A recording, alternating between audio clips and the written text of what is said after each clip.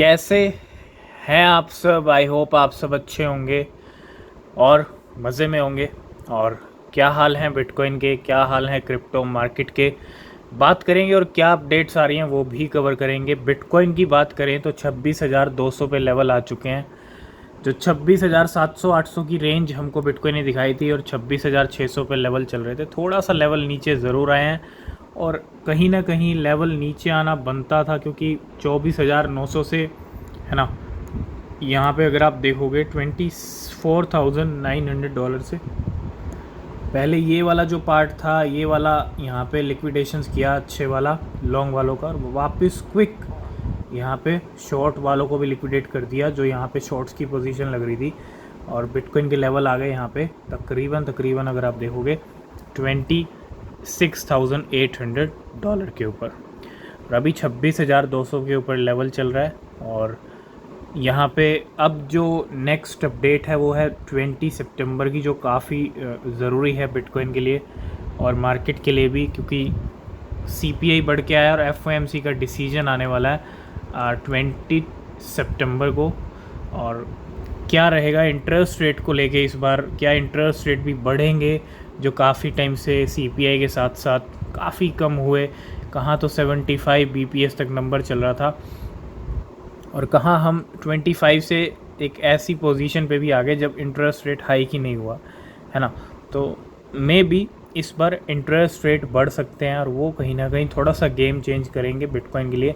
तो गेम पहले भी होगा, 20 सितंबर से पहले भी वॉलेटिलिटी रहेगी जो भी 2-3 दिन है, और उसके बाद भी वॉलेटिलिटी रहेगी। और डिपेंड करता है FOMC के डिसीजन के ऊपर। तो यहाँ पे थोड़ा सा इस डेट का भी आप ध्यान रखिएगा अगर आप ट्रेड ले रहे हैं तो। अभी फ़िलहाल 26,200 पे लेवल है। और अगर हम थोड़ा डेली टाइम फ्रेम पे चलें, पिछले 3 दिन से अगर आप देखेंगे, 4 दिन से अच्छी खासी सिचुएशन थी और बिटकॉइन यहाँ पे फिर से गेम कर सकता है। ठीक है, थोड़ा सा वेट करेंगे, मे बी आपको 28,000 तक लेवल जाते हुए दिखें पहले FOMC के डिसीजन से पहले, है ना। और बाकी नंबर पे डिपेंड करेगा कि इंटरेस्ट रेट का नंबर क्या आता है और उसका रिएक्शन कैसा रहता है, बिटकॉइन कैसा रिएक्ट करता है FOMC के डिसीजन के ऊपर। नेक्स्ट हम यहाँ पे बात करेंगे Binance to help Terra Luna classic community repeg USDC to $1। तो मतलब USDC की वजह से रीपेग अगर होता है USDC तो LUNC कहाँ पहुँच जाएगी $1 पे। लेकिन क्या ऐसा हो पाएगा? और आपको पता है USDC जब डीपेग हुआ था पूरी लूना क्रैश हो गई थी, ज़ीरो पे आ गई थी, $100 से ऊपर ट्रेड कर रही थी। Terra Luna classic community vote on a proposal to see crypto exchange Binance to burn USDC monthly along with LUNC burn mechanism. तो LUNC के बर्न मैकेनिज्म के साथ यहाँ पे कुछ वोटिंग हुई है। क्रिप्टो जो कम्युनिटी है, टेरा लूना की कम्युनिटी, प्रपोजल क्या है कि USDC को भी मंथली बर्न किया जाए, किसके साथ, LUNC के साथ। और बाइनेंस अगर ऐसा करता है तो हेल्प मिलेगी। और एक चीज़ आप समझ लो कि देखो ऑलरेडी इतना बड़ा क्रैश हुई मार्केट के अंदर, तो LUNC के अलावा मार्केट में बहुत सारे प्रोजेक्ट हैं, चाहे कुछ भी हो जाए, चाहे USDC बर्न हो जाए, $1 का लेवल LUNC शायद ही आपको कभी दिखा पाए। अगले बुलरन में भी शायद आपको देखने को मिले, क्योंकि सेंटीमेंट बिल्कुल ख़राब है LUNC को लेके। ना वेल्स ना इंस्टीट्यूशंस, कोई भी पैसा नहीं डालेगा बड़ा, ठीक है। तो कोई रीज़न है ही नहीं। छोटा मोटा पंप रैली आएगी वो एक अलग बात है, वो तो खोटा सिक्का बुलरन में पंप हो जाता है। लेकिन इस कॉइन से दूर ही रहें जितना रह सकते हैं।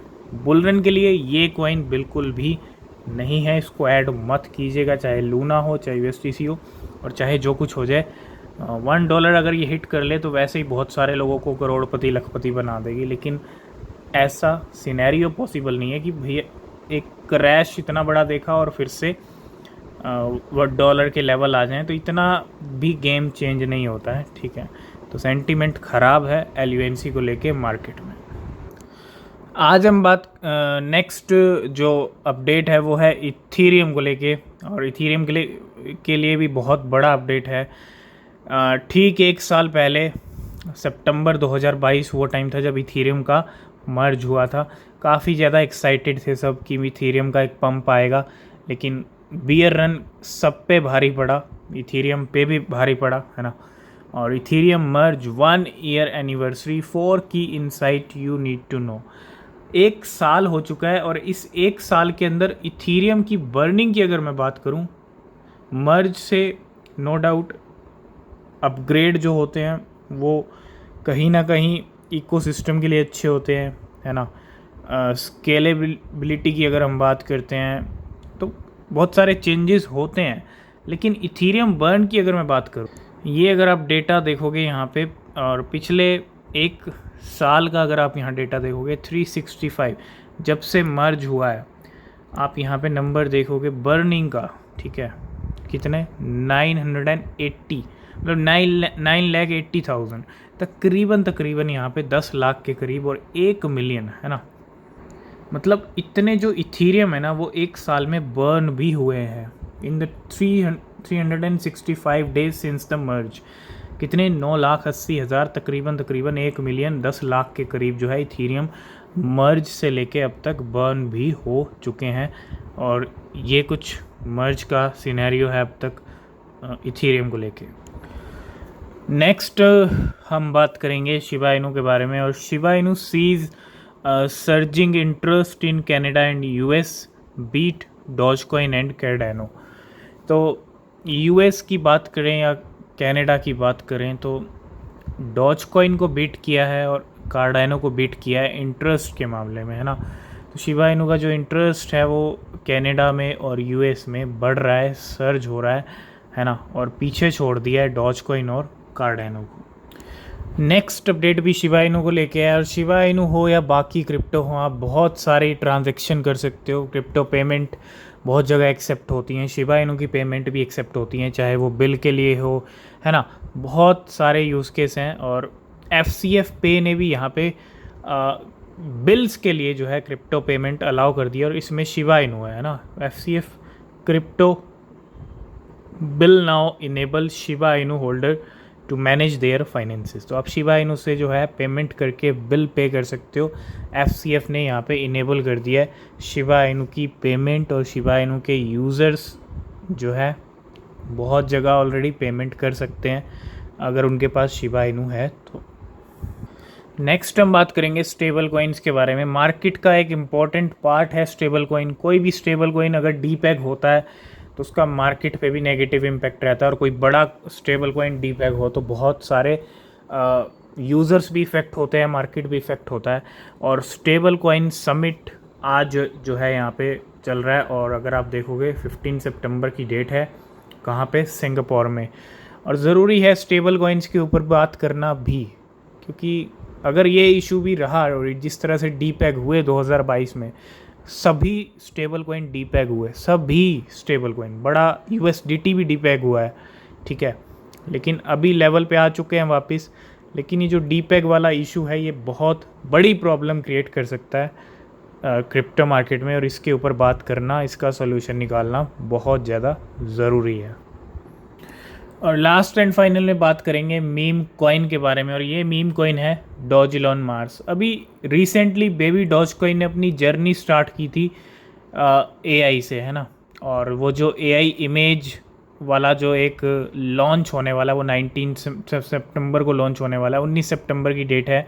मतलब AI को लेके ना एक जर्नी बिगिन की है, शुरू की है बेबी डॉज कॉइन ने। और यहाँ पे डॉज इलॉन मार्स भी पीछे नहीं है ना। Effortlessly build a future on Mars with AI. The journey begins on September 18th. 18 सितंबर को AI के साथ कुछ यहाँ पे अनाउंसमेंट हो सकता है, कुछ जर्नी स्टार्ट हो रही है। काफ़ी टाइम के बाद डॉज इलॉन मार्स की तरफ से कुछ ऐसा अपडेट आया है AI को लेके। तो पहले बेबी डॉज कॉइन, अब डॉज इलॉन मार्स। तो आर्टिफिशियल इंटेलिजेंस को लेके सभी कॉइन्स अपना नाम जोड़ रहे हैं और कहीं ना कुछ आर्टिफिशियल इंटेलिजेंस बड़ा कर सकता है फ्यूचर में। तो जो भी निकल के आएगा डॉज इलॉन मार्स की तरफ से हम शेयर करेंगे, ठीक है। तो 18 तारीख की वेट कीजिएगा और आज की इस वीडियो को करते हैं यहीं पे एंड। वीडियो अच्छा लगा है लाइक शेयर कमेंट कीजिएगा। कोई भी क्वेश्चन कोई भी सवाल है तो पूछ सकते हैं, और किसी भी क्रिप्टो में इन्वेस्ट कर रहे हैं तो हमेशा अपनी रिसर्च ज़रूर से ज़रूर करें। मिलते हैं नेक्स्ट वीडियो में, तब तक के लिए बाय बाय, टेक केयर।